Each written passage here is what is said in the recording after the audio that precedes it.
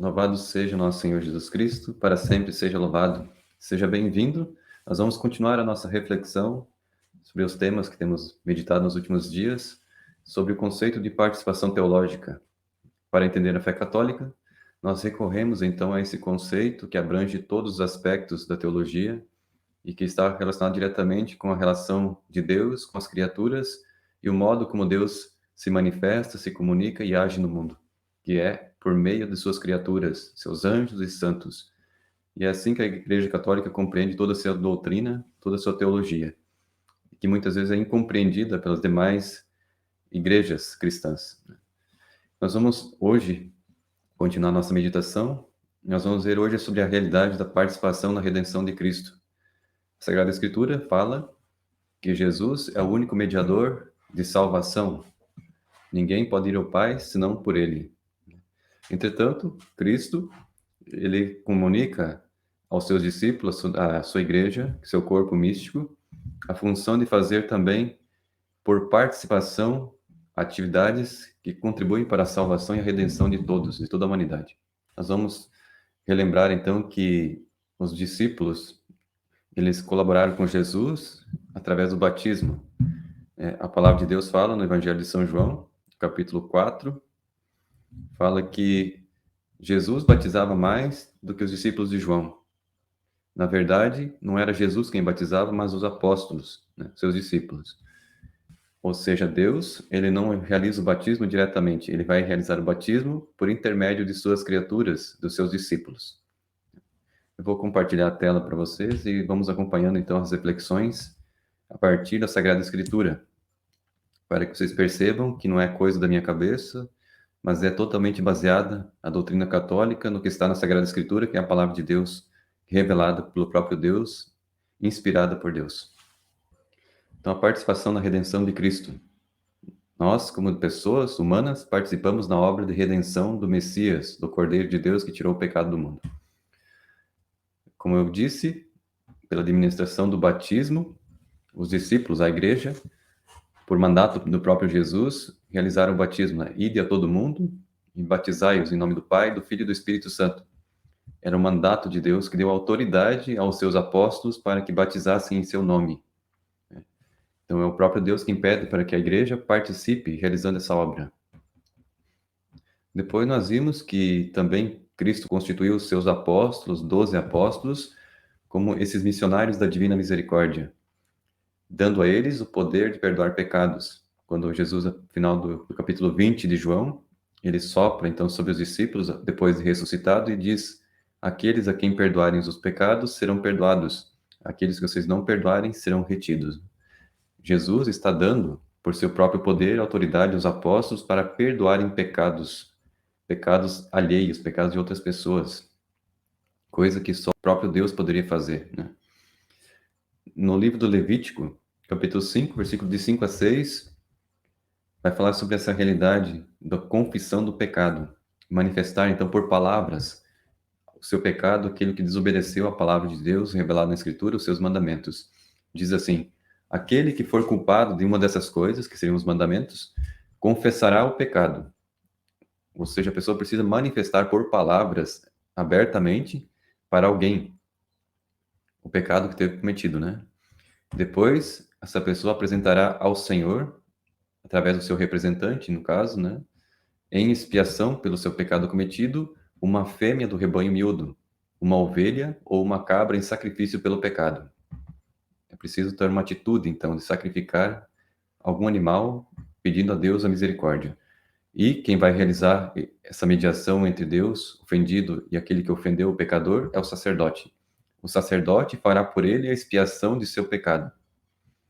Assim era no Antigo Testamento. A pessoa pedia perdão do seu pecado por meio do sacerdote instituído por ele, que pertencia à tribo de Levi, à família de Arão. Em Levítico, capítulo 5, versículo 18, novamente Deus dizendo: o sacerdote fará por ele a expiação. Ninguém vai direto a Deus pedir perdão. Jesus, já no Antigo Testamento, Deus pede para que o povo de Israel recorra ao sacerdote, ministro dele, escolhido por ele, instituído por ele, para fazer a expiação para o pecado. Para você pedir perdão a Deus e alcançar a misericórdia por meio do sacerdote. Também em Levítico, capítulo 21, versículo 8, vai falar sobre o respeito que se deve ter pelo ministro de Deus, que é o sacerdote. Terás, pois, o sacerdote por santo. Santo por quê? Porque ele foi escolhido por Deus e ungido por Deus, né? Porque ele oferece o pão do teu Deus. É aquele que vai fazer oferenda, o sacrifício, oferecer dons e sacrifícios a Deus. Ele será santo para ti, porque eu, o Senhor, que vos santifico, sou santo. Como Deus é santo, o seu ministro deve ser tratado da mesma forma. Também, no Novo Testamento, vai falar no Evangelho de Marcos, capítulo 1, versículo de 4 a 5. João Batista apareceu no deserto e pregava um batismo de conversão para a remissão dos pecados. Então, João Batista, fazendo esse papel, ele realizava um processo, um anúncio, para que as pessoas se arrependessem de seus pecados. No entanto, lembrem que era preciso ir ao templo e oferecer um sacrifício pelo pecado. E as pessoas então iam de toda parte, da Judéia, de Jerusalém, e eram batizados por João no Rio Jordão. E o que acontecia é que esses homens, essas pessoas, esses pecadores, mesmo a João Batista, eles confessavam seus pecados ali, na beira do rio, antes de serem batizados. Era necessário, então, a profissão por palavras dos seus pecados, o arrependimento público, né? Para que recebesse de Deus, então, o perdão. Essa realidade da confissão do pecado, que só existe hoje na Igreja Católica. Evangelho de Mateus, capítulo 9, versículo de 1 a 6. Jesus, vendo a fé daquela gente, disse ao paralítico: Meu filho, coragem, teus pecados te são perdoados. Aqui nós estamos vendo que Jesus, sendo Deus que se fez homem encarnado, ele como Deus pode perdoar os pecados de quem ele quiser. Ele tem poder para isso.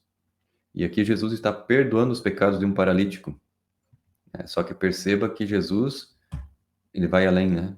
No Evangelho, um pouquinho mais adiante, no versículo 6, Jesus disse: Para que saibais que o Filho do Homem, que é ele próprio, tem na terra o poder de perdoar os pecados, levanta-te, disse ele ao paralítico, toma a tua maca e volta para a tua casa. Jesus, então, tem poder de perdoar pecados porque ela é o próprio Deus que se fez homem. Na carta aos Hebreus, capítulo 5, versículo de 1 a 4. Em verdade, todo pontífice, que é esse mediador entre Deus e os homens, que é o sacerdote, todo esse pontífice, ele é escolhido por quem? Por Deus, né? É Deus quem escolhe. Entre os homens e constituído, ou seja, instituído, né?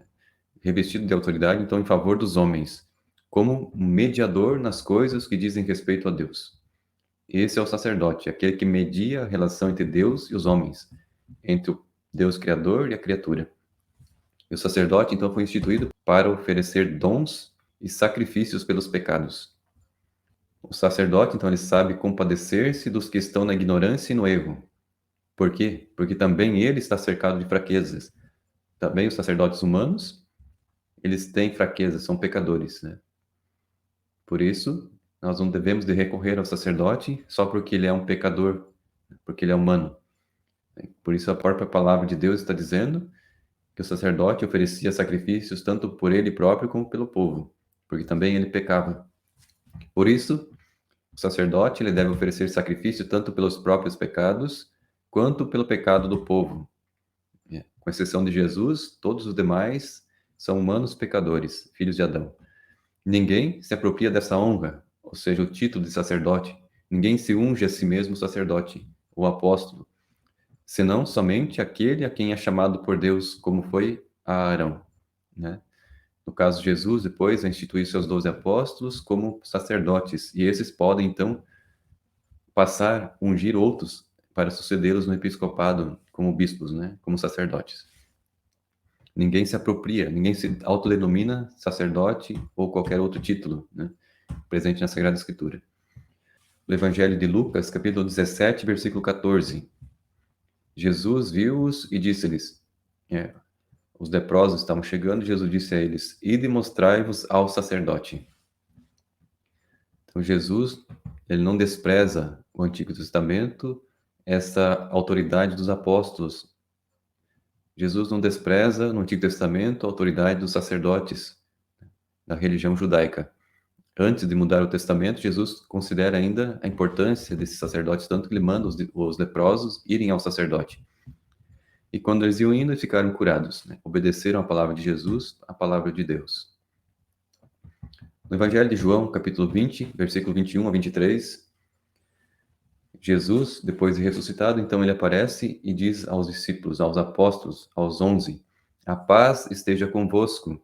Como o Pai me enviou, assim também eu vos envio a vós. Do mesmo modo que Deus enviou seu Filho ao mundo para evangelizar, para curar, para realizar sua obra de redenção, também Jesus agora vai enviar os apóstolos. Eu envio a vós, né? São enviados por ele, por isso são chamados de apóstolos.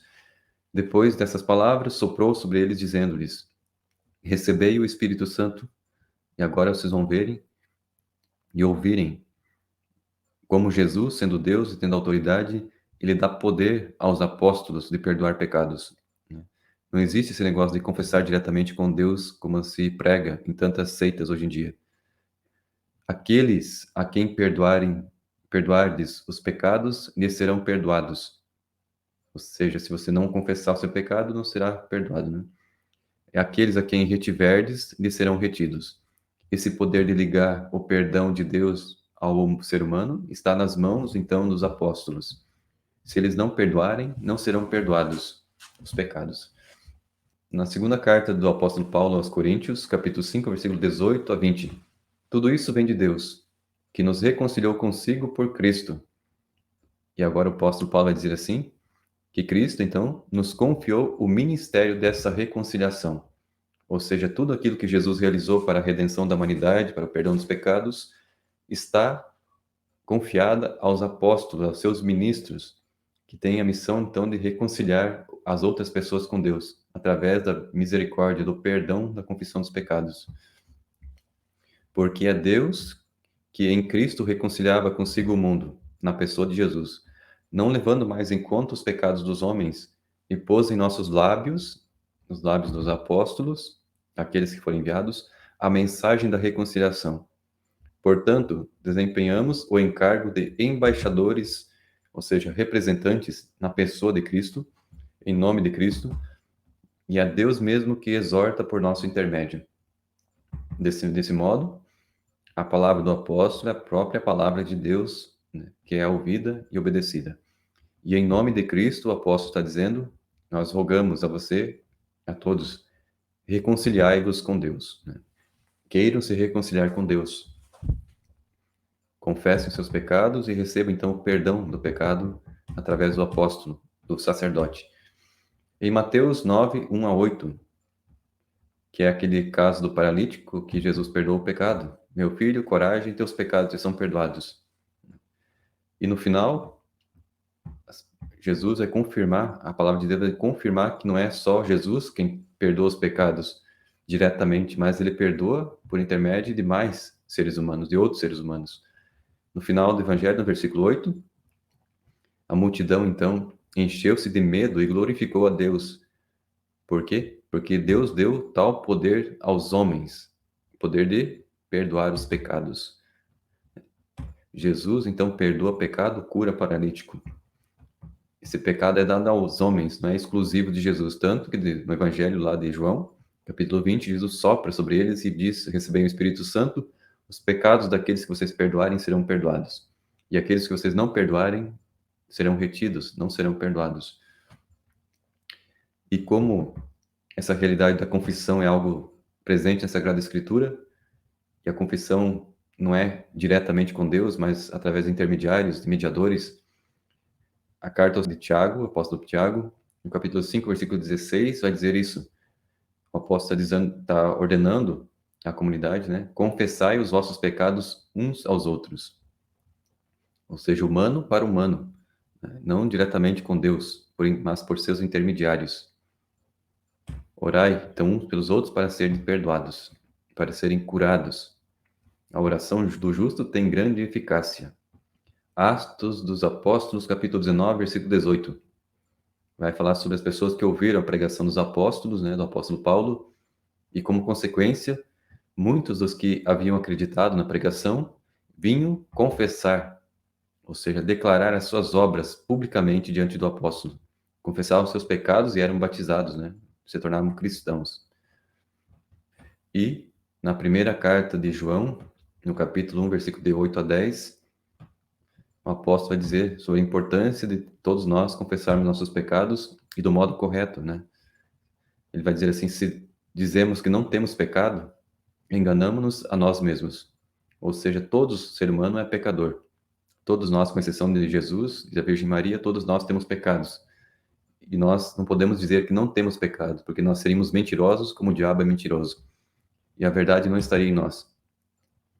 Mas se nós reconhecemos os nossos pecados, Deus aí está fiel e justo para nos perdoar os pecados, para nos purificar de toda iniquidade.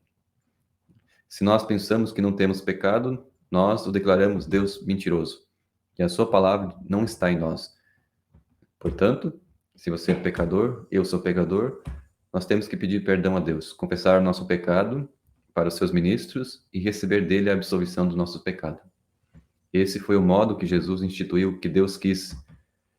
Por mais que eu goste ou não, aprove ou não, se eu fosse Deus, faria de outro modo, ou de um jeito ou de outro. Você queria fazer de outro jeito, não gostaria que fosse desse modo para receber o perdão, do pecado. Não sou eu, não é você quem determina o modo como Deus reconcilia as criaturas consigo. É Ele quem determina, é Ele que dispõe o jeito que Ele deixou, o jeito que Ele instituiu. E cabe a nós, então, como criaturas, como discípulos, né? Ninguém é obrigado a ser discípulo de Jesus, mas se você quer ser discípulo dele, obedeça. Então, o que ele quis, o que ele determinou.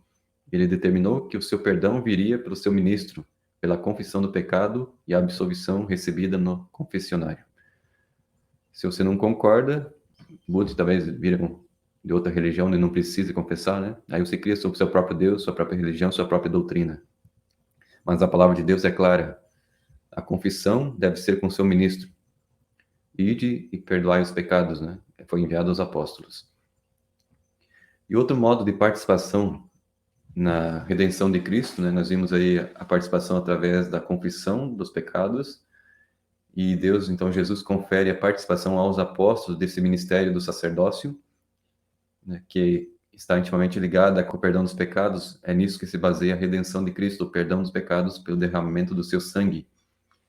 E os discípulos, os apóstolos, então foram instituídos por Jesus como seus embaixadores, aqueles que perdoam os pecados em seu nome. E agora por participação, né? E Jesus institui mais uma participação no seu ministério, que é, agora nós vamos ver, o anúncio do Evangelho. A palavra de Deus é anunciada, primeiramente pelo próprio Cristo, Jesus, quando se encarnou, mas depois essa missão foi confiada aos apóstolos. São eles, então, que vão continuar a missão de Cristo por participação nessa mensagem do Evangelho. No Evangelho de Marcos, capítulo 3, versículos de 13 a 15, diz assim: Depois, Jesus subiu ao monte e chamou os que ele quis. Perceba que é Deus quem escolhe, elege, chamou para si aqueles que ele quis. Foi da vontade dele, então, escolher esses 12 apóstolos. E foram, então, a ele designou 12 dentre os discípulos para ficarem em sua companhia. Aqui você já pode perceber que Deus fez distinção. Ele separou um grupo pequeno de 12 para instituir como apóstolos mais tarde, e ele, então, enviou esses 12 a pregar, ou seja, comunicar o evangelho às pessoas para que acolhessem, então, a mensagem de Jesus. Deu também o poder a esses 12 apóstolos de expulsar demônios. Ou seja, a mesma missão que Jesus tinha de pregar o evangelho e de expulsar os demônios, ele deu aos discípulos por participação. Eles participam em nome de Jesus, do seu poder, da sua mensagem e também de expulsar os demônios. No Evangelho de Marcos também, no capítulo 16, versículo 15. Por fim, apareceu aos 11, depois de ressuscitado. Jesus apareceu aos 11, porque Judas já tinha se suicidado, estava morto. Quando estavam sentados à mesa, e Jesus disse-lhes, agora a missão, a ordem: ide por todo o mundo e pregai o evangelho a toda a criatura. Essa é a ordem de Jesus depois que ele ressuscitou dos mortos. Essa é a ordem que a Igreja Católica assumiu da boca de Jesus. Por isso que ela há 2000 anos, através dos seus ministros, dos seus bispos, do Papa e dos sacerdotes, ela continua a evangelizar o mundo, pregando o evangelho a toda criatura. Também no evangelho de Mateus 28, 18 a 20, Jesus vai colocar um pouco mais detalhes nessa missão, nessa ordem.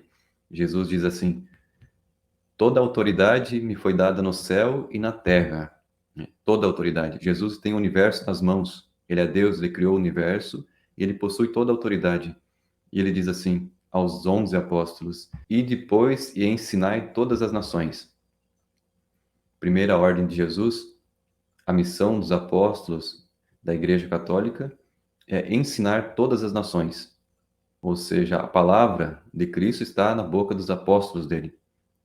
Ninguém tem autoridade para interpretar a Sagrada Escritura, senão aqueles que foram enviados por Jesus, aqueles que receberam a doutrina diretamente dele, que foram os apóstolos. Jesus não enviou todos os discípulos a pregarem.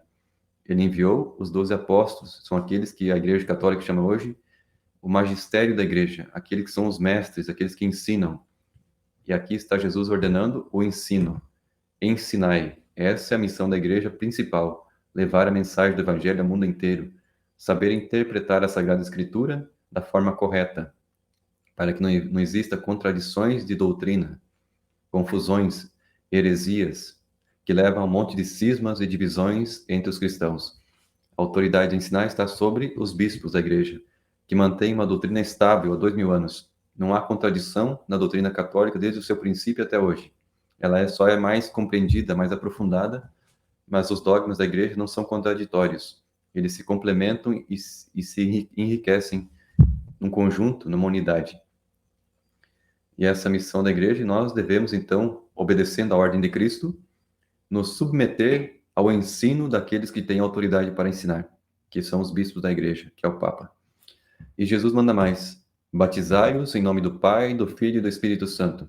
Essa é a fórmula do batismo que Jesus deixou na Sagrada Escritura e a Igreja usa até hoje no batismo dos seus filhos. Essa é a ordem de Jesus: batizar todos aqueles que creem nele. E novamente Jesus dá autoridade aos discípulos para ensinar. E ensinar a observar tudo o que eu vos prescrevi.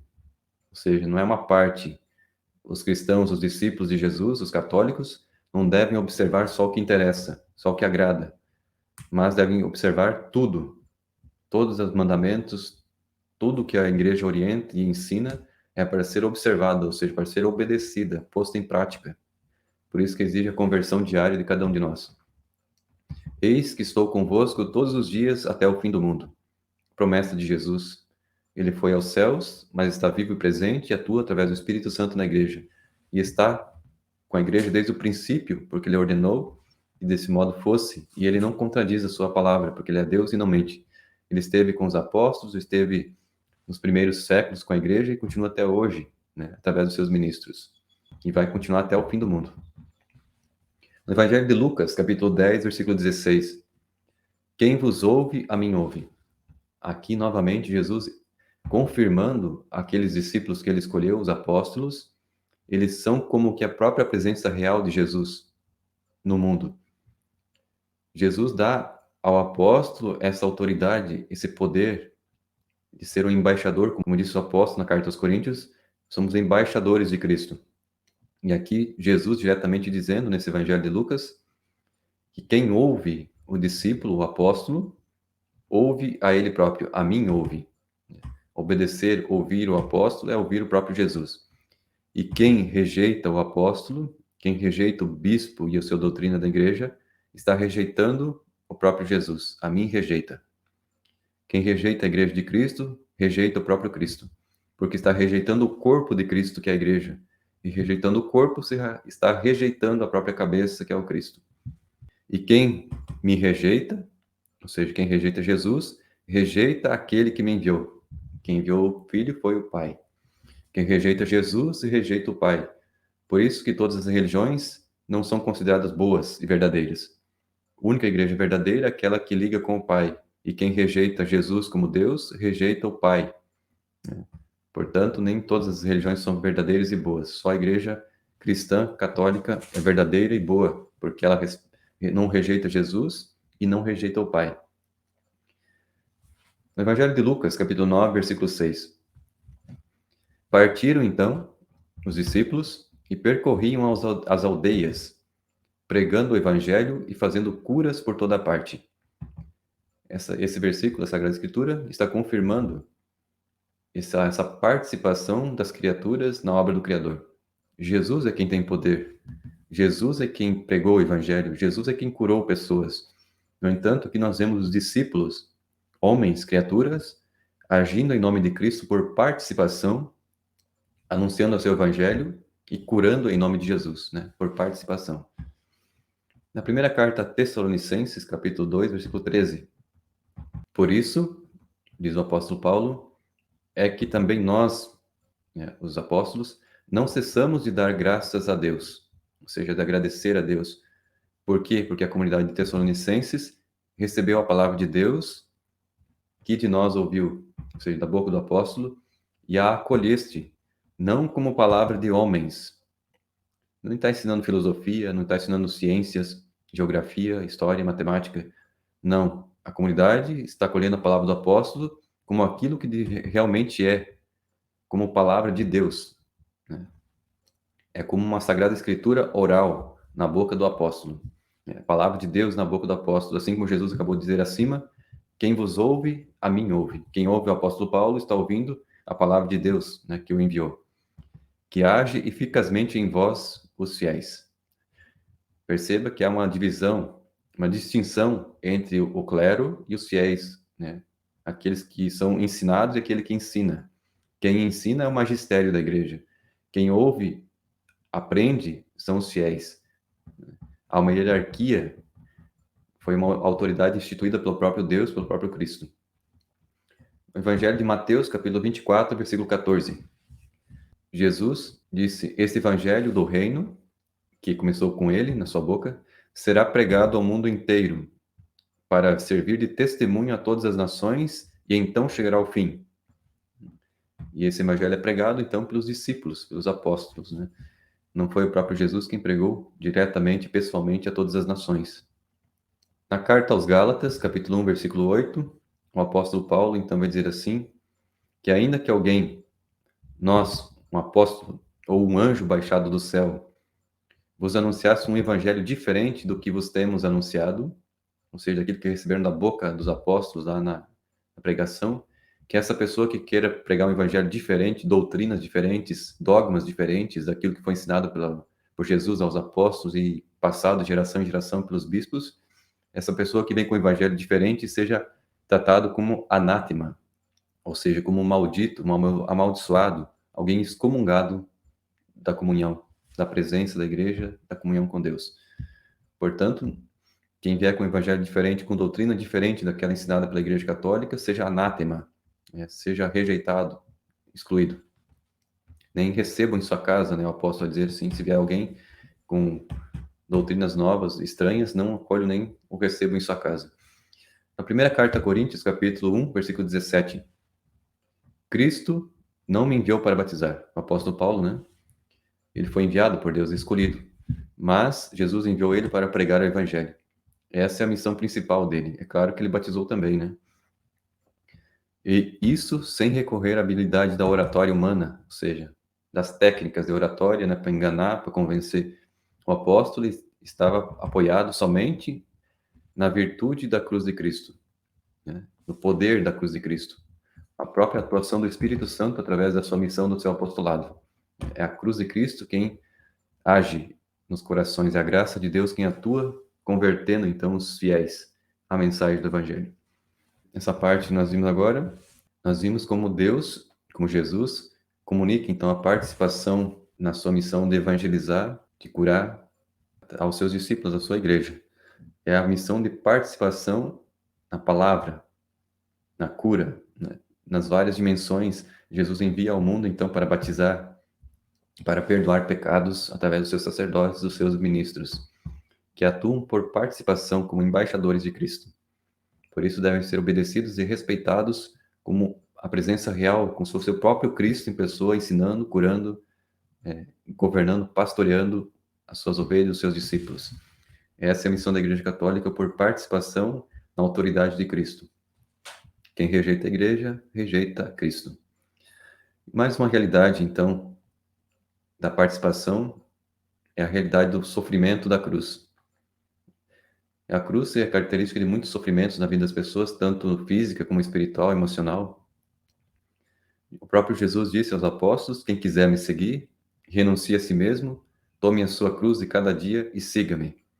Cristo, então, não prometeu gozo, prazeres, sucesso, prosperidade aos discípulos, né? Ao contrário, todos os apóstolos acabaram sendo martirizados, perseguidos, mortos, né? Acabaram sendo como que um reflexo do próprio Cristo. Cristo teve bastante sofrimentos na sua vida, na sua missão, muito rejeitado, muito perseguido, caluniado, e os apóstolos, como discípulos dele, não foram diferentes. São perseguidos, caluniados, presos, flagelados, martirizados. Por isso que a Igreja Católica fala muito da cruz, do sofrimento, porque o Cristo, ele não aboliu a cruz, ele não deixou os seus discípulos isentos de todo sofrimento, de toda amargura. Ao contrário, né? Na carta aos Colossenses, o apóstolo Paulo fala assim, no capítulo 1, versículo 24. Esses versículos da Sagrada Escritura, que vamos ler agora, vai retratar justamente essa doutrina da Igreja Católica da participação nos sofrimentos de Cristo e também na redenção de Cristo. Cristo sofreu como cabeça, o corpo sofre como membro, como parte do Cristo. Também a redenção ocorre por meio do sofrimento nosso, de cada pessoa que é batizada, que pertence ao corpo de Cristo. É uma redenção por participação. O sofrimento humano só tem sentido, só tem valor, se for em comunhão, em participação com a cruz de Cristo, com o sofrimento de Cristo. Por isso você entende a doutrina da Igreja Católica, da participação nos sofrimentos, como redenção, como salvação. O apóstolo Paulo está dizendo aqui que ele se alegra nos sofrimentos que ele padeceu e suporta por causa de vós. Ou seja, o apóstolo Paulo, ele está sofrendo no seu corpo, na sua alma, mas está sofrendo por vós, pela comunidade, pelos colossenses, pelos discípulos de Cristo. Ele está sofrendo em favor dos discípulos, porque através do sofrimento de Paulo, Deus derrama graças sobre a comunidade, sobre os outros discípulos. A mesma realidade de Cristo, que sofre e derrama graças sobre a igreja, sobre toda a humanidade. Aí o apóstolo Paulo vai dizer assim: o que falta às tribulações de Cristo, ou seja, tudo aquilo que Cristo sofreu, padeceu, toda a flagelação, a coroação de espinhos, a humilhação, tudo aquilo que ele sofreu, de dor, de sofrimento, o apóstolo Paulo fala que o que falta a essa tribulação de Cristo, ele diz que ele completa na sua própria carne. Como membro do corpo de Cristo, ele participa também do sofrimento de Cristo. E eles padecem na sua carne por seu corpo, que é a igreja. O apóstolo Paulo está participando, então, na tribulação de Cristo, está como que complementando o sofrimento da cabeça, que é Cristo, como sendo o corpo de Cristo. O apóstolo Paulo, ele está sofrendo em favor do corpo de Cristo, que é a igreja, dos outros membros da igreja. Ou seja, através do sofrimento de um católico, de um batizado, esse sofrimento ganha sentido e derrama graça sobre outras pessoas, né? Por participação, porque Cristo concede as graças. Evangelho de João, capítulo 15, 18 a 20. Jesus dizendo: se o mundo vos odeia, sabei que odiou a mim antes de vós. Aí você tem uma ideia de que ser discípulo de Jesus não é motivo de esperar muita glória nesse mundo, nessa vida. Mas, ao contrário, é motivo para ser odiado. Nenhuma instituição é tão odiada sobre a face da terra como a Igreja Católica. Porque odiaram a Cristo primeiro, que é a cabeça, odeiam agora o seu corpo, que é a Igreja, que está presente no mundo. Tão caluniada, tão perseguida. Se fosseis do mundo, né, seus discípulos, se a Igreja fosse do mundo, o mundo vos amaria como seus. A Igreja é odiada. Como, porém, não sois do mundo, mas do mundo vos escolhi, por isso o mundo vos odeia. Lembrai-vos da palavra que vos disse: o servo, o discípulo, ou seja, a igreja, o corpo, não é maior do que o seu Senhor, que é a cabeça da igreja, que é Jesus. Se me perseguiram, também vos hão de perseguir. Perseguiram Cristo, cabeça, perseguem a igreja, seu corpo. Se as pessoas guardaram a minha palavra, também hão de guardar também a vossa. Por isso que a Igreja Católica se multiplica e está presente em todo o mundo, porque a palavra de Cristo presente nela é acolhida, né? Agora, no Evangelho de Mateus, capítulo 24, versículo 9. Então, sereis entregues aos tormentos. Jesus dizendo que a igreja, né, será entregue a tormentos, a sofrimentos. Sereis mortos, inclusive, né, martirizados, e sereis por minha causa objeto de ódio por todas as nações. E é o que acontece com a Santa Igreja Católica, que é o corpo de Cristo, é odiado por todas as nações. É odiado por todos aqueles que não pertencem a Cristo, ou se apropriam da Sagrada Escritura como se fosse deles, né? E acabam odiando a Igreja Católica como sendo uma meretriz, uma prostituta, né? Ofendendo o próprio Cristo, que é a sua cabeça. Em Apocalipse 6, versículo 11. Foi então dada a cada um deles uma veste branca, aqueles que passaram pela tribulação. E foi-lhes dito que guardassem ainda um pouco, até que se completasse o número dos companheiros de serviço, ou seja, aquelas pessoas que ainda estão nesse mundo, passando por tribulações, pelas perseguições, que ainda seriam martirizados como eles, né? Esses aqui foram martirizados, estavam no céu, estavam conscientes, vivos, enquanto que aqui na terra a igreja ainda continuava a ser perseguida e os mártires ainda estavam acontecendo. E irmãos que estavam com eles para serem mortos, para serem mártires. Nesse versículo da Sagrada Escritura, já desmente aquela doutrina protestante de que a pessoa, quando morre, fica dormindo, perde a consciência e só vai ficar aguardando o juízo universal quando vão ressuscitar. O livro do Apocalipse está dizendo, a palavra de Deus, que enquanto a igreja está nesse mundo sendo martirizada, sendo perseguida, no céu, esses que estão com as vestes brancas, Deus disse a eles, né, eles ouviram de Deus, que aguardassem ainda um pouco de tempo. Estavam conscientes lá no céu, ouvindo o que Deus estava dizendo e vendo que seus irmãos na terra, a igreja militante, ainda estava sofrendo a perseguição, o martírio. Então, por hoje, nós concluímos essa parte da meditação sobre as participações dos cristãos que pertencem à igreja, à atividade de Cristo. Nós vimos como nós participamos da redenção de Cristo, não porque nós sejamos o Redentor, porque é Cristo quem redime a humanidade, é Ele o único que pode salvar a humanidade. Não há outro nome dado debaixo do céu pelo qual possamos ser salvos, diz a palavra de Deus. A palavra de Deus diz que não há outro Salvador, não há outro nome pelo qual possamos ser salvos. Portanto, isso exclui todos aqueles que não creem em Cristo, aqueles que rejeitam a Cristo. Mesmo que dizem adorar a Deus Pai, quem rejeita o Filho, rejeita o Pai também. Portanto, as religiões precisam ser alcançadas pelo Evangelho, e a igreja tem essa missão de participar nessa redenção de Cristo, levando então a mensagem de Cristo, que é o Evangelho, curando em seu nome, através dos seus ministros consagrados, os sacerdotes, perdoando os pecados em seu nome, e esse é o poder e a autoridade que ele deu à igreja, aos seus ministros. Esses ministros perdoam, também batizam os novos membros, né? Acolhem como novos discípulos. Também nós participamos da redenção de Cristo por meio dos nossos sofrimentos, quando nós fomos perseguidos, caluniados, flagelados, martirizados, assim como o próprio Jesus disse, né? Quem quiser segui-lo, tome a sua cruz e siga. Não há outro meio de ser discípulo de Cristo senão ser como seu mestre.